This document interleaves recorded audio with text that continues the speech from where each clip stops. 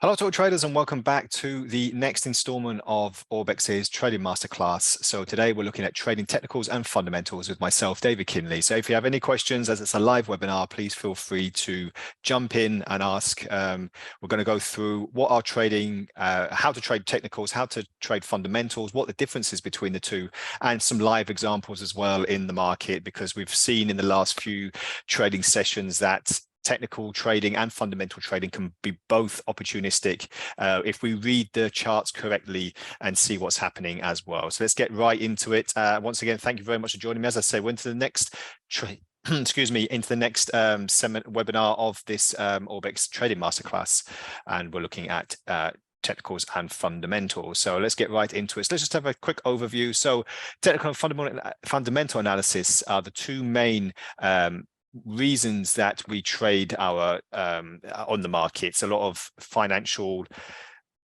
establishments, a lot of people that are looking to see what is next in line.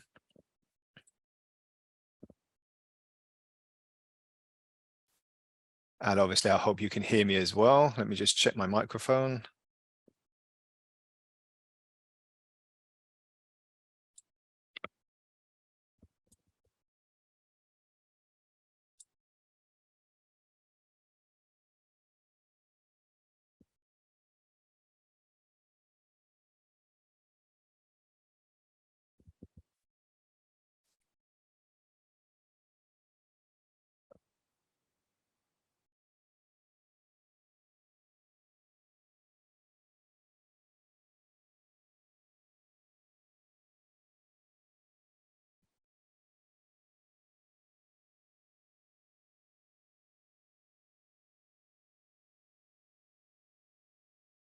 And sorry about that. So yes, we're looking at technical and fundamental analysis as well. So let me know if you have any questions.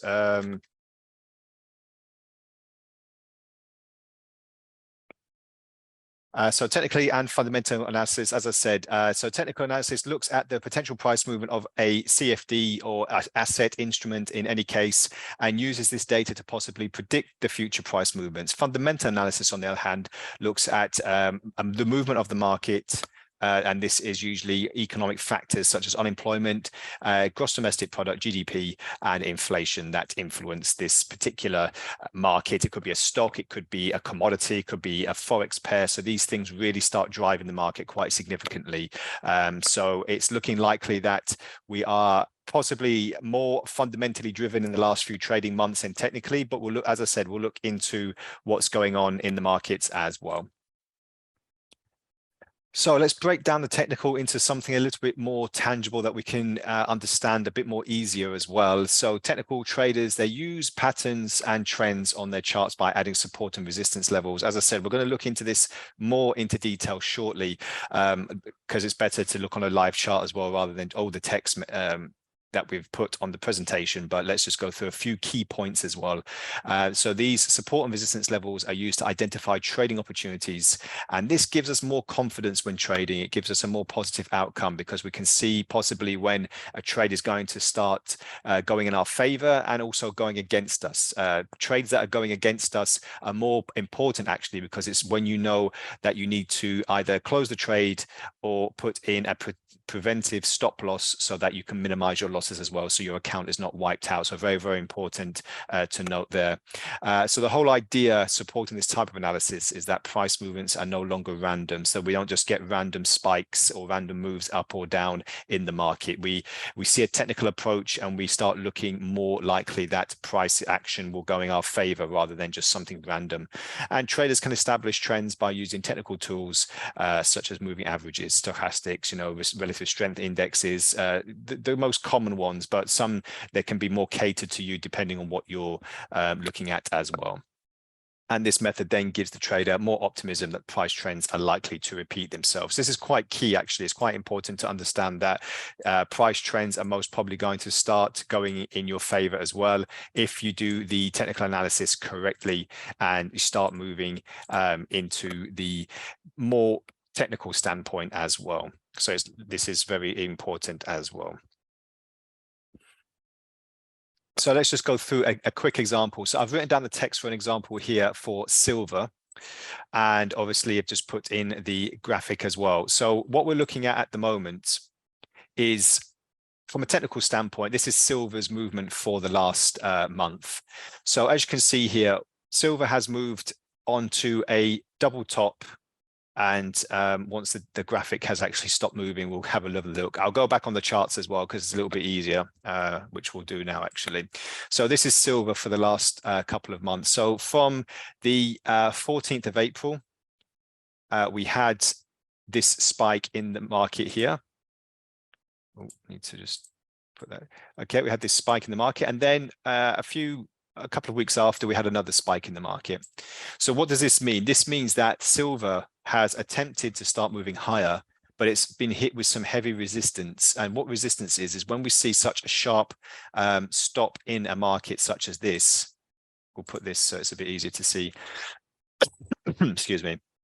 So as you can see, roughly about $26 silver moved up to, but because it tried to move higher, it got some resistance and then went lower, and then it had another attempt at the upside here, got another batch of resistance. Then it was a very obvious move that if silver started to move down below this particular support level here, that silver did get this bounce, then it was natural that silver would keep on moving lower, which it has done. And the likelihood is at the moment that it will probably keep on moving lower until about $20. Why is this $20? Well, this was when the last big swing to the upside happened. So this is just a small example of a technical approach that we can have a look at when we're looking at the charts as well. So if we just point out this particular area here, $20 approximately. As you can see here, we're going for a full swing higher. It's faltered, or it's had heavy resistance at this particular handle. We've moved lower, and then we've moved higher again to try to break this particular 26.2 approximately area. Excuse me. And then we've had another move lower. But because we have crashed through this particular, I'll just delete this, it's a bit easy to see. Too many lines on the chart. Because we've moved past this particular area of support, roughly about the mid $24 range, as you can see, this big bearish candle has really come into play, really broken the recent supports. And this has given us the big signal on silver that it will keep moving lower. So from a technical standpoint, this is what we're looking at on the chart, on a daily chart. This is, by the way, depending if you're trading dailies or hourlies, 4-hour chart, 1-hour charts. On a daily chart, this can be seen very broadly, because since we hit $20, we've moved higher, lower, higher again to try and eclipse this particular high, and then started moving lower. The other thing on technicals is that we have to see the big psychological levels. And what this means is when we get to something like $20, $25, $26, these are big levels that can really be tested. And if they do move through these levels, then we can open up more availability in the market. So what I mean by that is on this particular area here, on $22, which is quite a nice psychological level, roughly about here, as you can see, we had these two big bullish candlesticks. Then we had some area of consolidation. So the market was undecided where it was going to go next. And then as we pushed through this $22 area, it was natural that price action would start moving higher.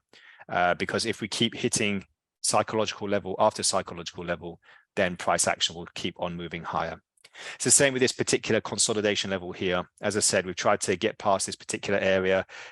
The market has consolidated, finding a way to go for roughly about a week or two, moved higher, and then tried to puncture the last top, failed, and now the market is moving down. And because of this, the likelihood, as I said, is we are currently roughly trading at about $23. If we go back down to $22, the likelihood is we will start falling back down to 20. And then if we see the overall picture of the whole scale, it's going to look something like this, basically. And we're going to have a V-shaped recovery to the downside. So this is the whole aspect of how to look at a fundamental chart and what it's giving us as well. So very important. And this is just a brief example of the silver chart. If we go into the 4-hour chart as well, you'll see something similar in this. It will just be a little bit more detailed. So this particular double top that we saw here is a little bit more broken down because we can see more price action in the middle of this chart, but it still was very consolidative, meaning that prices didn't really move out of this particular level so much before we got a clear break, and then price action started moving lower. And now we're in another channel. You could say we're in another bearish channel here, and we're waiting for prices to start moving. So this is the current stand of silver. We're just waiting now to see if price action will start hitting resistance at this particular level and start moving lower, or it could hit and break, and then we could have another move to the upside if we do move through this particular area here, roughly about the $24 area. So I hope that's clear. It's very nice to see a chart and spend some time on it, because the longer you spend some time on a chart, you can really have a good indication that it will be quite opportunistic for the trader to make sure that we're looking at the right thing.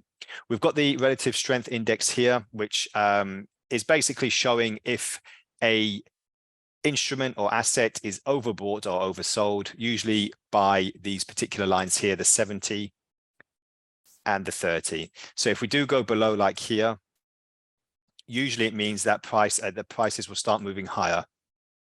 In this case, it moved lower.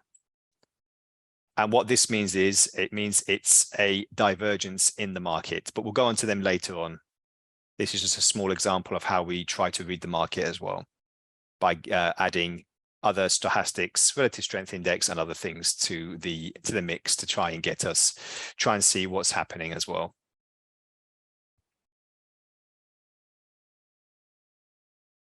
Okay, so let's go back to the slides. So that's just a small example of how we read a technical standpoint for silver. So let's move on to other examples now. So we want to break down the fundamental process as well, which is quite important, because we looked at the technical side. So what are fundamentals? What are we doing with fundamentals, and how can we read them as well?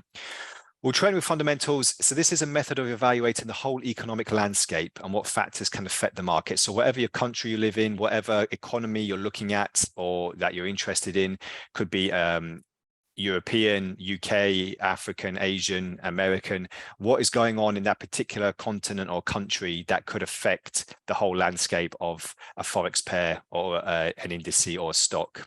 So when high impact news events are released, the fundamental approach is given, meaning that the bigger the impact the news, the more the market can move. So this is regardless of support and resistance levels. These are kind of thrown out the window a little bit because we're mainly looking at how far the market can go based on the recent fundamental impact that we've been given.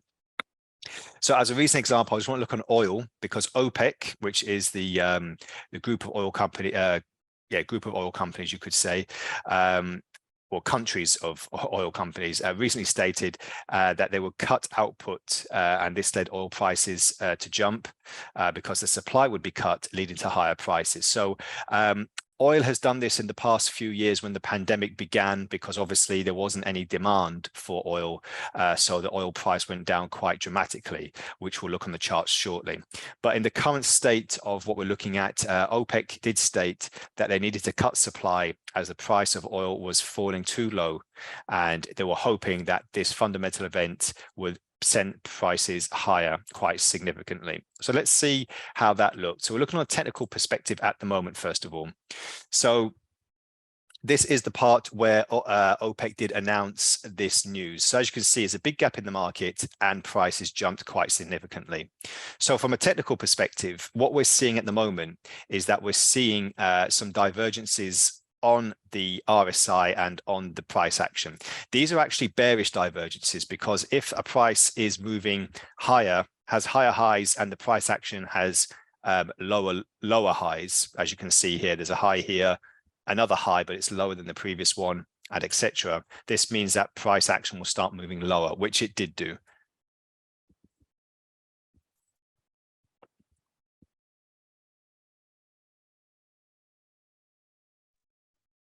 And as you can see here, so we've had one bearish divergence here, and price action started to move lower, which is correct. The signal that we got was that there was going to be a bearish divergence and prices will start moving lower. Then there was another bearish divergence. But as you can see here, because of OPEC's news announcement, there wasn't another downturn on price action. It actually jumped and started going higher. And why was this? It's because oil prices jumped because there was a big fundamental news release. So this canceled out the bearish divergence on the chart. So this is very important because technically, basically what I'm trying to say is that this fundamental news event canceled out the technical approach on this particular chart. Now, if we look on a fundamental approach, with oil prices moving higher, fundamental traders were aware that naturally the jump on oil prices would happen. Regardless of any support or resistance levels, oil jumped solely on the news release. So as you can see here, the OPEC announcement gave us the confidence that if you heard this news beforehand, there was going to be a jump on oil. And why is this? Well, it's because OPEC decided they were not going to keep on producing the same amount of oil for the rest of the year, or actually, yeah, for the year, and actually the year's coming to us now. So let's just look on a chart to see what I'm talking about at the moment. So I just need to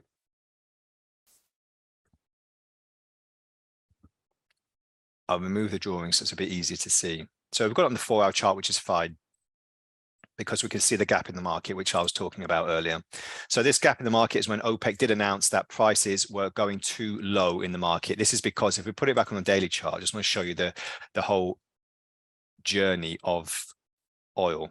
Now, oil was falling quite significantly. As you can see here, we crashed through $100 a barrel, $110, $100, going all the way down. And then at the time that OPEC did announce it, it was roughly around $75, $80, and they thought it was too low in the market to have this. They wanted oil prices to be higher so that there could be more profitability for oil companies and obviously make the global recession disappear, which it could still happen. So there were some points to the OPEC's decision, but if we look on a technical perspective, you would think that price action would keep on moving lower. As you can see, we're hitting fresh lows here.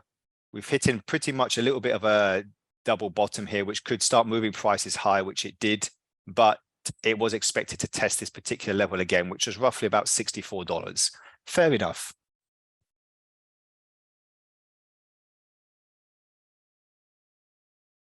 So with this $64 in place, I just need to remove the drawings because it gets a little bit crazy.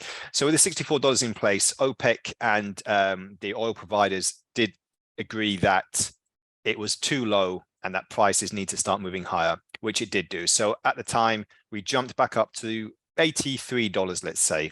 But since then, we've had a big sell-off in oil. So we're waiting for the next announcement from OPEC or from other oil distributors to give us some more news as to why we're going to start moving higher with oil. So this is the whole emphasis around technical analysis trading. We're just seeing when the next move will be. Now, if we just pull the oil chart even further behind, we'll get back to when the pandemic began. And this was obviously in 2020. So as you can see here, oil dipped to its lowest probably in a long, long time. I'm not going to pull the chart too far back, but you get the general idea. And you probably were aware about it because the demand for oil was at zero. There was no producers really producing so much oil as well because there was no need to. And also, we weren't having any big demand. Obviously, as the lockdowns stopped happening and as we saw a lot of reopenings, obviously some vaccinations were licensed as well. So it gave us the knowledge that the world is starting to reopen. And look what happened. More supply and demand for oil, and we skyrocketed quite significantly. This big spike here is when the unfortunate Russia-Ukraine conflict began. This is when a lot of sanctions on Russia were beginning. So this means that there was going to be a higher price for oil because there's less oil in the world. And why is that? Because Russia was being sanctioned and there was a lot less Russian oil in the world at the time. So this is why we saw such a big move on the market.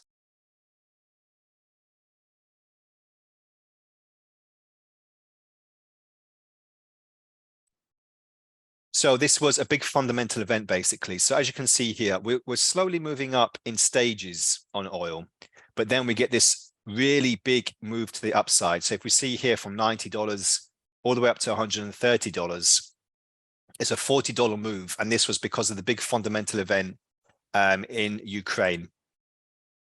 So this would have wiped out any technical analysis, because as you can see here, if traders were thinking we're going to keep on having a bit of a dip, another correction, and then another move to the upside, that didn't happen. We just saw a $40 jump, and then we saw pretty much a $40 move to the downside afterwards. So this is a fundamental and technical approach that we're looking at the moment. So we're looking at fundamentals because of the Ukrainian-Russia conflict, but also before that, there was a technical approach as well, because price action was going to the upside.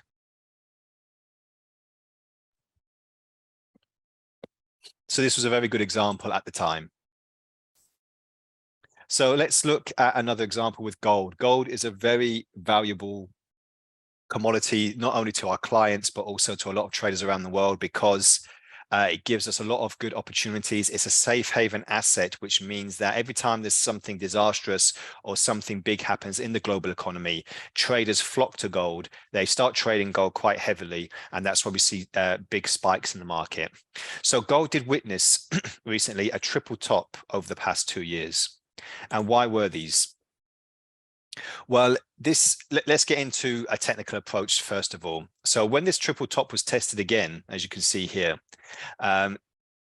traders were sure that prices would not exceed the recent highs. Therefore, as shown in the chart, prices started dropping. So because we didn't break past this previous tops here, it means that prices started moving lower. So this is a very predictable price action in the market. So technical analysis would have come into play here, because it was very, very predictable that prices would start moving lower. On the fundamental outlook, we're looking at the reasons why these spikes happened. So we've got the pandemic, first of all, in the height of the pandemic. Then the second spike at the beginning of last year was the Russian-Ukraine conflict. And then the recent spike just a few months ago was because of the US banking crisis, where a few banks closed down and were in need of bailouts. So this is, and obviously the Fed at the time, the Federal Reserve gave another warning about raising interest rates as well. So these are the three main reasons that gold did spike even further. So it's given us this kind of clarity into what technical and fundamental analysis is. So let's go back on the live chart. Let's look on gold, because I really want to emphasize and point out where we're looking at the moment. So like I said, we saw this big spike at the height of the pandemic. Then price action started to move lower because it kind of follows the dollar as well, gold. Wherever the gold is doing, dollar is doing the opposite. So dollar would have been going higher here and lower here at the top when we see these tops. But let's stick to gold at the moment. So at the moment, we've got these three really nice spikes in the market. And, you know, we're giving like really fresh highs, all-time highs at $2,080 approximately. So because of this, when we saw this big spike, the second big spike, sorry, naturally price action would start moving lower. It was quite a natural thing. But if you see here, quite significantly, from a technical standpoint, we're seeing this V-shaped recovery. So we've hit this low. We've had a triple bottom here, roughly here. Let's zoom in for a bit more price action, a bit more clarity. And then, as you can see here, this V-shaped recovery has now commenced, and we are testing this previous high. It was very obvious that this was not going to break up to 2100, let's say, because this was the last resistance. If it did break this particular resistance even further, then yes, we would have probably seen fresher highs. But because we had a very big move in the market, a big retracement, then price action started moving to the downside. So this was very, very predictable. And now we're seeing what the opportunities are as we fall back down. We're at 1950 now, let's say. We are expecting gold to start moving and testing its previous lows, which would drop us down below 1900 and then possibly start testing 1800 approximately. So if you see price action, as you can see from the end of November or the back end of 2022, end of October, beginning of November, we had this triple test here. Now let's zoom in for a bit more clarity here. Again, this is a technical approach. So as you can see, prices have dropped down to a particular level. They've moved higher, they've dropped down again. And then once again, it's been tested. Now we see a move to the upside. And because we've broken the previous top here, roughly about 1725, it was naturally going to keep on moving higher. Once something breaks, most of the time we start going in the same direction. And as you can see, we went from roughly about 1730 to 1830, $100 move in just the matter of a couple of weeks. So very, very significant there, and looking likely that we will have more of an upside. And lo and behold, guess what? We did. So it kept on moving higher, and then we kept on pushing higher as well with gold. So this is a very good fundamental approach, technical approach that we're looking at the moment. The fundamental aspect of this is that at the beginning of March, when there was a little bit of confluence, we saw that the banking crisis in America started. So at the beginning of March, when this all started and banks started closing down, Signature Bank and a couple of other banks, then we started to see gold moving higher because the dollar was actually in such a bad shape. Obviously, as I said, gold and dollar work in opposite ways. So let me just remove these drawings because again, it's getting a little bit complicated. So this was the banking crisis, and naturally prices on gold started moving higher because the dollar started moving quite low, because the financial system in America started to be a little bit worrying. It started to look a little bit like when the Lehman Brothers closed in 2008, and then we had the big global banking crisis. So this is something the Federal Reserve and other banks did not want to happen. So, but we did see such a big spike in the market as well, obviously up to record highs above 2080. But since then, as I said, firm resistance, because on our other top, that's where it was. And then we started moving lower. So it's very, very important to understand from a technical standpoint. We saw, you know, this triple bottom. So naturally, we're going to start moving higher because we broke the previous high. And then here, because of the fundamental approach and the news coming out of America, we saw a big spike in the market. It was the same on Bitcoin as well. I'll just move on to Bitcoin quickly, because I want to show you when the banking crisis did begin, Bitcoin did jump as well. And why was that? Well, if you think that the banking sector is in trouble, then that means Bitcoin can take advantage of this because it's a cryptocurrency. So a lot of traders will probably start bidding and buying Bitcoin because of the banking crisis in America. So it doesn't only affect commodities, forex pairs, it can affect cryptocurrencies as well. So this is something else that our traders need to just be aware of and look out for as well. So it's very, very important as we go into the fundamental approach and where we're looking at as well. Okay. As I said, any questions, please feel free, and we'll go into our final slide, because I just want to have a outlook and just a conclusion on the webinar as well. So which works better for you? So both techniques are used by traders around the world for their everyday market-related decisions. However, the key differences are that whilst fundamental analysis is based on what can next shake up the market, technical analysis is based on historical price movements to predict the future price action. The fundamental analysis places its reliance on many factors that we have already mentioned, such as economic, financial, and other geopolitical influences. Technical analysis studies the historical price movement of the instrument and is based on the market prices rather than factors that could influence them. It doesn't consider any value in a forex pair, commodity, or stock. It analyzes the past trends and tries to predict future prices accordingly. So before we end the webinar, I just want to let's go on to the most popular currency pair, euro dollar, because I just want to show you on a daily chart. This is just random now, not really looking at anything in particular. So for most of 2021 and 2022, we saw quite a downturn in the dollar. Sorry, quite a downturn in the euro. Now, this is because the euro dollar pair if it's going lower, it means the dollar is stronger. And why was the dollar stronger for most of the last couple of years? It's because the Federal Reserve was hiking its interest rates quite significantly. So this meant that the Fed was really trying to put a plan in place to really start pressuring other central banks to do the same. But because they were the first ones to do it, it favored the dollar, and it meant that the dollar was hopefully getting back on track. And as you can see here, it plummeted quite significantly through parity. What parity is when it fell through the one area, which is here. Just put it on for you.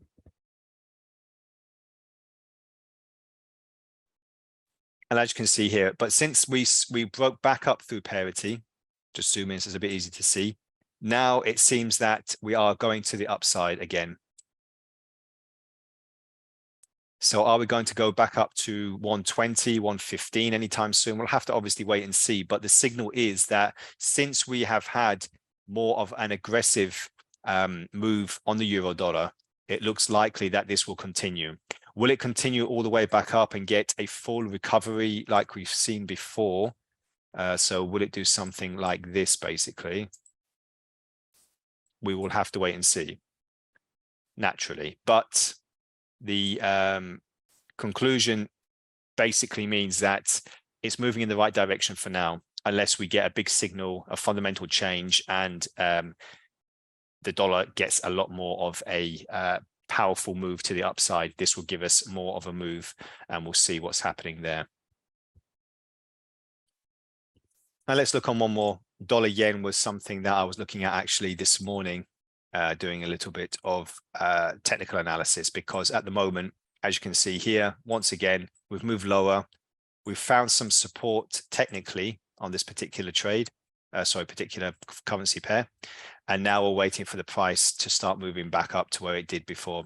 So we're roughly at the 140 area, which is quite a big psychological area, as you can see here. So this is giving the impetus that price action will keep on moving higher, and then we'll start getting a little bit more to the upside here and test these previous highs. Whether it will get there or not anytime soon, we'll have to wait and see. But the whole point of technical analysis is looking likely that we will be seeing another move to the upside. So as I said, just when you're technically trading, make sure you've got all your support and resistance levels in check. Make sure that you've got any particular patterns that you're looking at when we're going through any charts of daily, 4-hour chart, 1-hour chart. And also fundamentals are important because they can give a very good signal on when the price action is going as well. So that's what we're basically looking at the moment. Okay, so thank you very much for joining me. We'll be back next time around. This will be next Thursday, I believe, for our next webinar, because this will give us more of an in-depth look into price action and how we can really start moving around, and where we will be going with the buy and sell of trades as well. Pending orders as well are very important. So that's next Thursday. And obviously next Friday, we've got the non-farm payroll live webinar, where we'll be taking you through everything related to the American economy. So this is all to come next week, but thank you very much for joining me. I'll stick around for a little bit on the chat to answer any live questions. But once again, thank you for joining me, and have a great weekend ahead. Bye for now.